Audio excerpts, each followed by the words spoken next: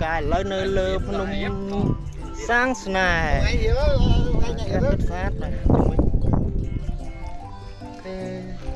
bye bye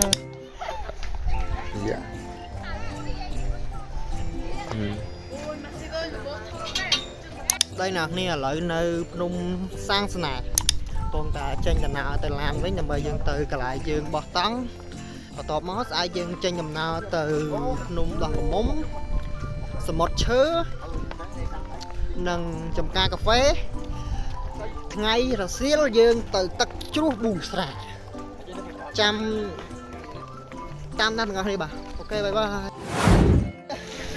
là dân đây resort sao nữa không còn nếu muốn chắc là chào ngay dạ máu ơi chân canh của anh nhỉ bên cá này xuống này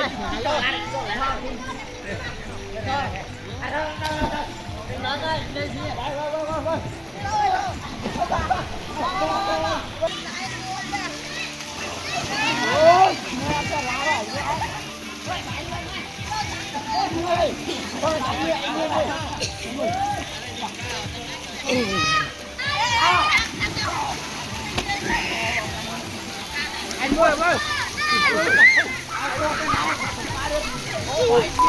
A few moments later.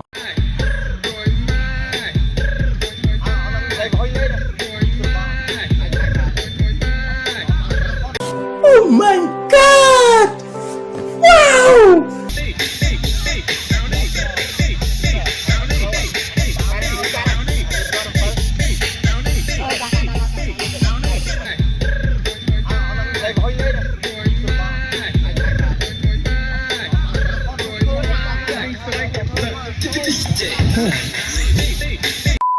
Tomorrow. Anh on lên tay phải rồi. Ê mẹ rồi giờ. Tiệt anh ơi. Cái bàn kia bàn ăn đầu mê.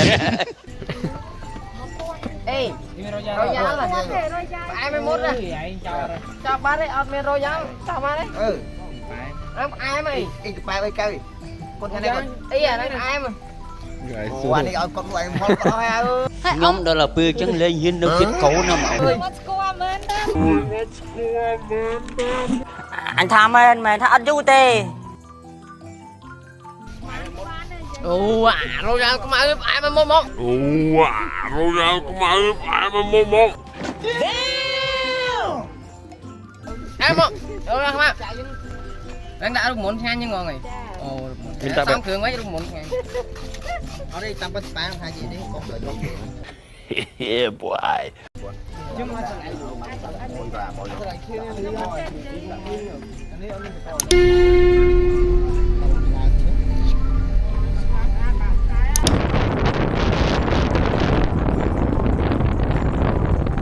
Six and a half hours later.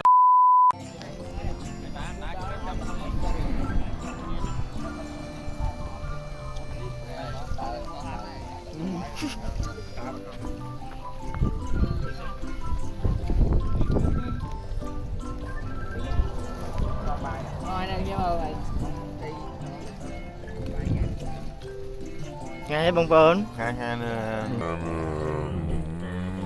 Anh mình khơi, ông trong khơi, anh mình trong khơi, ông phải chẳng có.